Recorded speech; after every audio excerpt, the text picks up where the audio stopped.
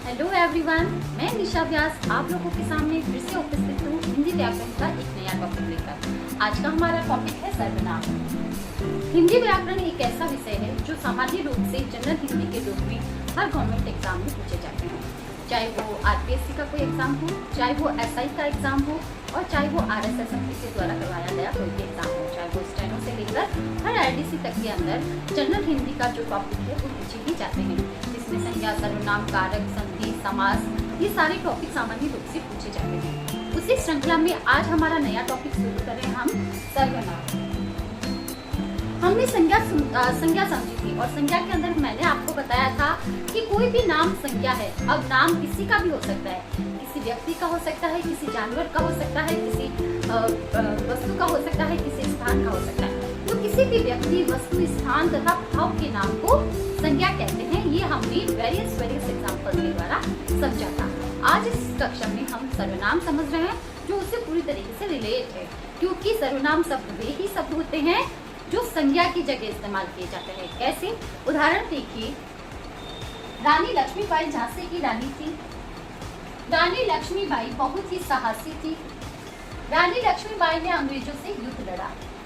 अब इस तरीके का कॉम्प्रिहेंशन, इस तरीके की कहानी, इस तरीके का पैराग्राफ आप हर एक पुस्तक में पढ़ते हैं, हर एक चैप्टर में आप इस तरीके से पढ़ते हैं और आप हर एक चैप्टर में कई तरीके के सर्वनाम शब्दों को पढ़ते हैं, लेकिन आपको ये नहीं पता है ये सर्वनाम की किस रूप का है, ये सर्वनाम का कौन सा भेद है। तो आज की इस छोटी सी कक्षा में आप 1 मिनट में चुटकियों में समझ जाएंगे, आपको बिल्कुल भी देरी नहीं लगेगी, आप 1 मिनट में समझ जाएंगे कि एक्चुअल में इस सेंटेंस के अंदर सर्वनाम का कौन सा भेद आया है।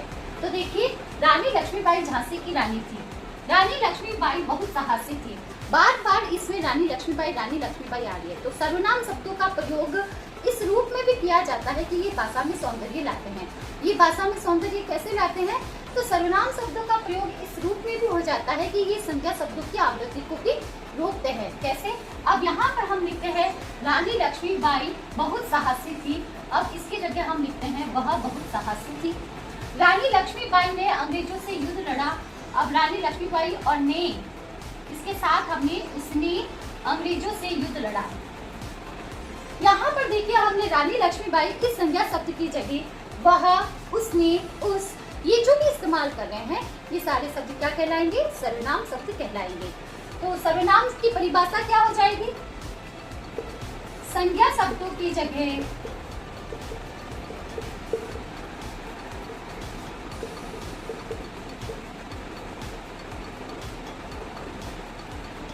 संज्ञा शब्दों की जगह प्रयोग में लाने वाले शब्द, प्रयोग में आने वाले शब्द भी हो सकते हैं या उसकी जगह काम आने वाले शब्द भी हो सकते हैं।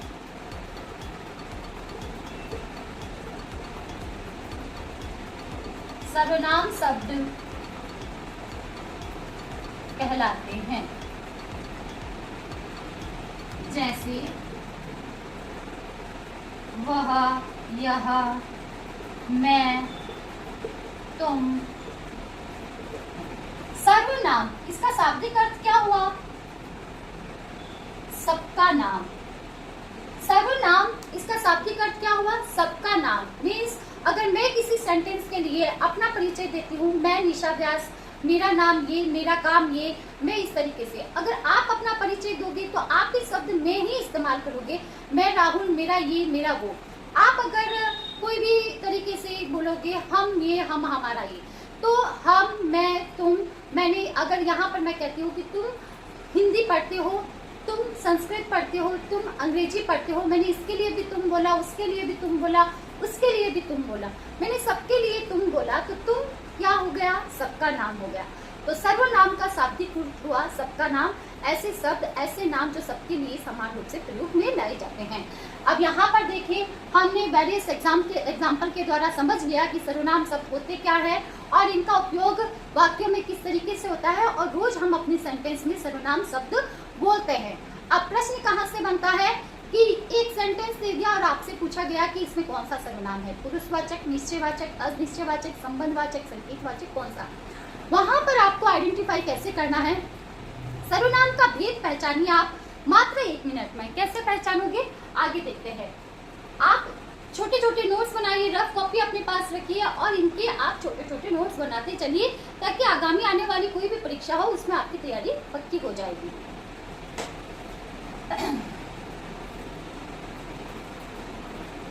सर्वनाम की परिभाषा, सर्वनाम का शाब्दिक अर्थ, सर्वनाम के उदाहरण के बाद में हम चलते हैं। सर्वनाम के 6 भेद होते हैं।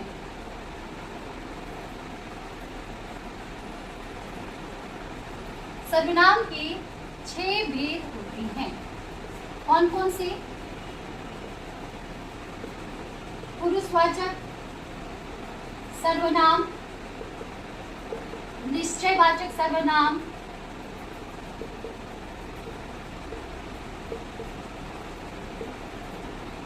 अनिश्चयवाचक सर्वनाम,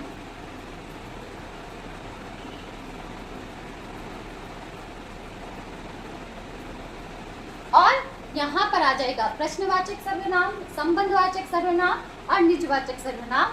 यहाँ बोर्ड छोटा है, अगला जो इरेज करके करेंगे उसमें हम उनके भेदों को लिखेंगे। यहाँ पर देखिए, पुरुषवाचक सर्वनाम, निश्चयवाचक सर्वनाम, अनिश्चयवाचक सर्वनाम। अगर आपने संस्कृत के अंदर धातु रूप को समझा है, धातु रूप कभी पढ़ा है, तो उसमें 3 तरीके के पुरुष बताए गए हैं। एक तो उत्तम पुरुष होता है, एक मध्यम पुरुष होता है, और एक अन्य होता है। अन्य पुरुष कह दो चाहे प्रथम पुरुष कह दो, इसे कहते हैं अंग्रेजी में थर्ड पर्सन।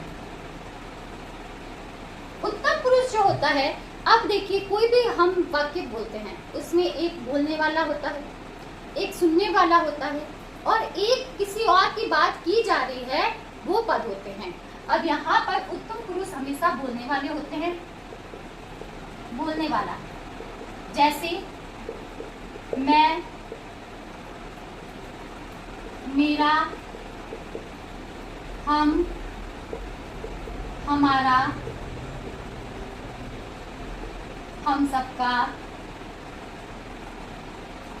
मैं, मेरा, हमारा, हम सबका, इस तरीके के जो सर्वनाम शब्द होंगे वो उत्तम पुरुष के होंगे, जिसमें बोलने वाला होगा, कर्ता बोलने वाला है। जैसे मैं अगर कुछ भी बोलूंगी तो मैंने ऐसा किया, मैं ऐसा करती हूँ, हम ऐसा करते हैं, ये सब हम बोलने वाले हैं। आप भी अपने लिए बोलोगे तो मैं या हम का प्रयोग करोगे, आप सब मिलकर बोलोगे तो हम का प्रयोग करोगे, तो वो कौन से होंगे पुरुष? उत्तम पुरुष होंगे। मध्यम पुरुष का मतलब हो गया सुनने वाला।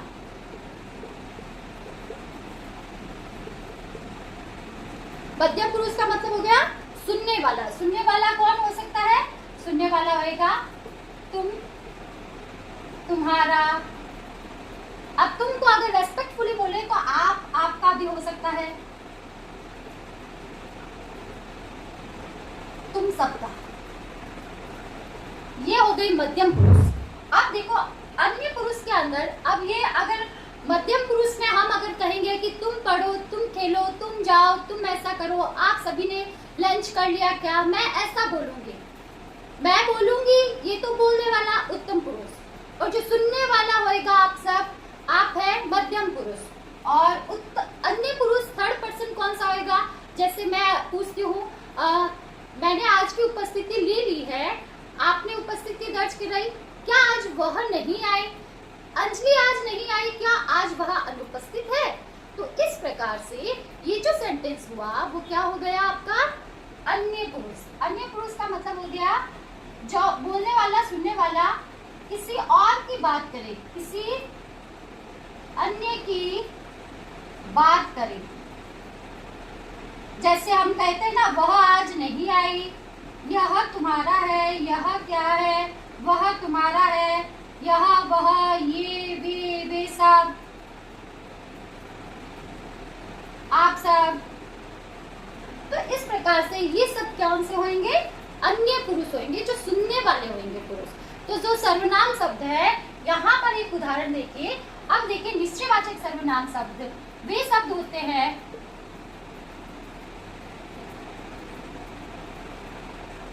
वे सर्वनाम शब्द जो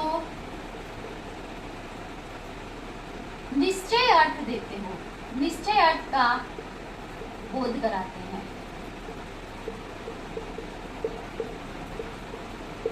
जैसे, और निश्चयवाचक सर्वनाम को संकेतवाचक भी कहते हैं। संकेतवाचक मतलब निश्चित रूप से ये मेरा ही है, निश्चित रूप से यह उसका ही है, निश्चित रूप से यह ताजमहल है, यह मेरी पुस्तक है, यह मेरा पेन है, वह आपकी पुस्तक है। निश्चित रूप से जो बात कह दी जाती है वो निश्चयवाचक सर्वनाम के एग्जाम्पल होंगे। यहाँ पर देखिए, यह वह जो शब्द आएंगे, यह वह ये वे, ये निश्चयवाचक सर्वनाम शब्द है। लेकिन यहाँ पर कंफ्यूजन वाला एरिया ये है कि ये अन्य पुरुषवाचक शब्द भी है। अब अन्य पुरुष और निश्चयवाचक में एक एग्जाम्पल से ही आप अंतर समझ सकते हो। जैसे मैं कहती हूँ, कमला मेरी बहन है, वह पढ़ती है। कमला मेरी बहन है, कमला इस संज्ञा शब्द की जगह हमने अन्य पुरुष लगा दिया, वह पढ़ती है। वह यहाँ पर किसके लिए आया है? कमला के लिए। वह यहाँ किसके लिए आया है? कमला के लिए। कमला मेरी बहन है, कमला वह पढ़ती है, तो वह यहाँ पर कमला के लिए आया है और वह यहाँ पर अन्य पुरुष है, अन्य पुरुष है। अब देखिए, मैं कहती हूँ यह कमला है, वह गीता है, वे तीर्थयात्री हैं, ये सब पुस्तकें हैं। तो जहां पर मैं संकेत कर रही हूँ, यहाँ मैं संकेत कर रही हूँ, संकेत कर रही हूँ, तो ये संकेतवाचक संकेत कर रही हूँ, यह कमला है। यहाँ पर यह अन्य पुरुष किसी और की बात कर रहा है, कमला मेरी बहन है, वह पढ़ती है, यहाँ कमला की जगह वह आया है, तो यहाँ पर ये पुरुषवाचक है। और मैं कहूँ कि यह कमला है, संकेत करती हूँ, यह बीना है, यह गीता है, यह ये है, वह अशोक है, वह पार्थ है। इस प्रकार से जो संकेत किया जाता है वहां पर ये संकेतवाचक सर्वनाम कहलाता है। अंडरस्टूड? ये संकेतवाचक का उदाहरण है। जब तक हम कंपैरेटिवली इसके एग्जाम्पल और इसके एग्जाम्पल की एक लिस्ट नहीं देखेंगे तब तक ये कंफ्यूजन दूर नहीं होएगा। और जनरल सामान्य ग्रामर की कोई भी पुस्तक में इस तरीके के एग्जाम्पल आपको मिल सकते हैं जहां आप अपना कंफ्यूजन दूर कर सकते हैं। कोई एक अच्छी किताब ढूंढिए जिसमें बहुत सारे एग्जाम्पल हो। ये एग्जाम्पल हमने यहाँ पर लिया। अनिश्चयवाचक का उदाहरण लेके, अनिश्चयवाचक वो होते हैं वे सर्वनाम शब्द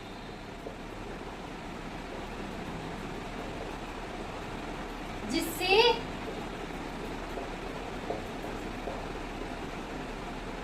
निश्चय अर्थ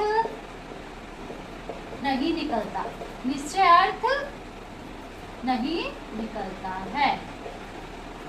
जैसे जिससे कोई निश्चय अर्थ नहीं निकलता, ऐसे सर्वनाम शब्द, और इसके लिए फिक्स है कोई और कुछ। कोई जो होएगा वो प्राणीवाचक शब्दों के लिए आएगा, प्राणीवाचक शब्दों के लिए कोई, और कुछ है वो अप्राणीवाचक शब्दों के लिए आएगा। जैसे एक छोटा उदाहरण लिखते हैं, दरवाजे पर कोई खड़ा है, बाहर कोई खड़ा है। दरवाजे पर कोई खड़ा है, बाहर कोई खड़ा है, दूध में कुछ गिर गया, दाल में कुछ गिर गया, तो वो क्या हो गया? यहाँ पर देखिए, ये कोई आ गया, कुछ आ गया, तो ये अनिश्चयवाचक सर्वनाम शब्द है जिससे कि निश्चित अर्थ का बोध नहीं हो रहा। यहाँ पर संशय बना हुआ है कि दरवाजे पर कोई खड़ा है, दाल में कुछ गिर गया, दूध में कुछ गिर गया, मतलब निश्चित नहीं है कि क्या गिरा है। ऐसे अनिश्चयवाचक सर्वनाम शब्द अनिश्चयवाचक सर्वनाम शब्द कहलाते हैं। और इसके फिक्स एग्जाम्पल है कोई और कुछ ही होता है, इसके फिक्स है ये एग्जाम्पल। और कोई हमेशा प्राणीवाचक के लिए होता है और कुछ क्या होता है? अप्राणीवाचक के लिए होता है। तो हमने यहाँ पर पुरुषवाचक, उत्तम, मध्यम और अन्य पुरुष के रूप में, अब मैं, मेरा, हम, हमारा, जिस भी सर्वनाम शब्दों का प्रयोग जिस वाक्य में होएगा वो उत्तम पुरुषवाचक का उदाहरण होएगा। और वेद तो तब पूछते हैं, लेकिन ज्यादा आप पुरुषवाचक भी समझ सकते हैं। तुम, तुम्हारा, तुम सब, आपका, यहाँ जहाँ पर भी लिखा होगा वो मध्यम पुरुष का एग्जाम्पल होगा। और यहाँ, वह, ये, वे सब जहाँ पर भी होंगे वो अन्य पुरुष के एग्जाम्पल होंगे। और ये कंफ्यूजन वाला एरिया जो है वो यहाँ पर मैंने एक्सप्लेन कर दिया है कि कमला मेरी बहन है, वह रोज पढ़ती है, वह अच्छा खाना बनाती है। तो वह जो हमने कमला शब्द की जगह इस्तेमाल किया है वो पुरुषवाचक सर्वनाम के उदाहरण है। और जहाँ पर हम संकेत करते हैं यह ताजमहल है, यह मेरा विद्यालय है, यह मेरा घर है, यह मेरी पुस्तक है, यह बीना है, यह गीता है, वह मोहन है, वह सोहन है, जहाँ हम संकेत करते हैं, संकेत करना अलग बात होती है, वो निश्चयवाचक सर्वनाम के उदाहरण होंगे। उस कंडीशन में अर्थ पर डिपेंड करेगा।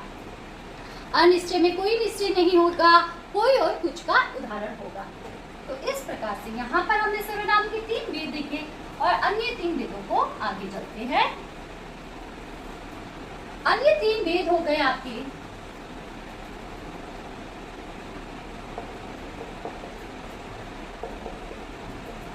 संबंधवाचक सर्वनाम,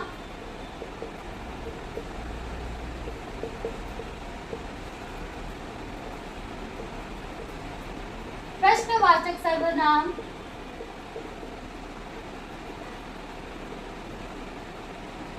और निजवाचक सर्वनाम।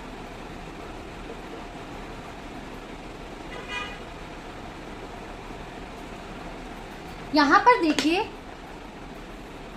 संबंधवाचक सर्वनाम में एक सर्वनाम दूसरे सर्वनाम से क्या होगा, संबंधित होएगा। जहां एक सर्वनाम और मानकर चलिए संबंध है, एक सर्वनाम दूसरे से संबंधित होएगा, तो उस सेंटेंस में 2 सर्वनाम शब्द जरूर होंगे जो एक दूसरे से रिलेटेबल होंगे। जहां एक सर्वनाम पद दूसरे सर्वनाम से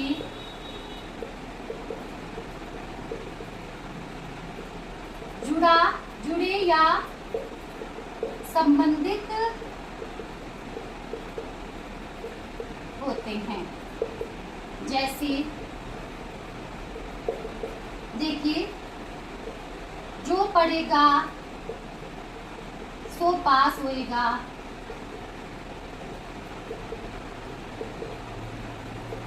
जैसी करनी वैसी बढ़नी,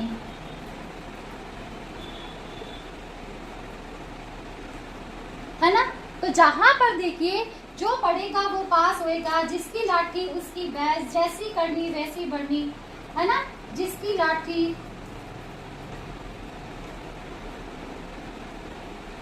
उसकी भैंस, तो जिसकी उसकी, ये क्या है, संबंधवाचक सर्वनाम पद है। जहां पर 2 सर्वनाम पद होंगे और दोनों एक दूसरे से रिलेटेबल होंगे, संबंधित होंगे।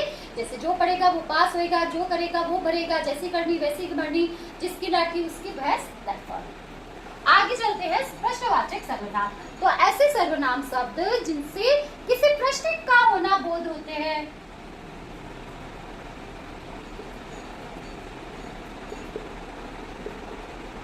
प्रश्न का बोध कराने वाले सर्वनाम पद, जैसे कौन आया है,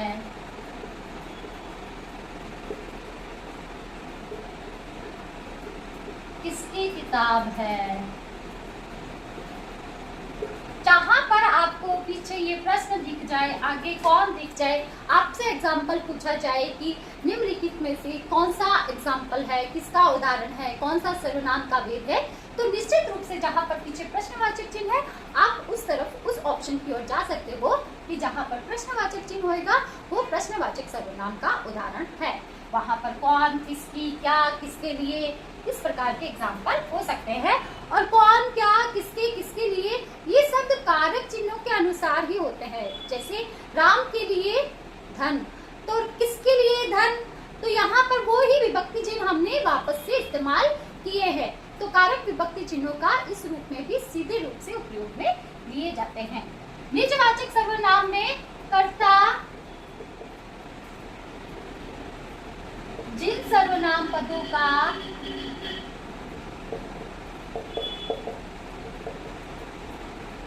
स्वयं या खुद के लिए में लाता है, जैसे मैं अपने आप चला जाऊंगा,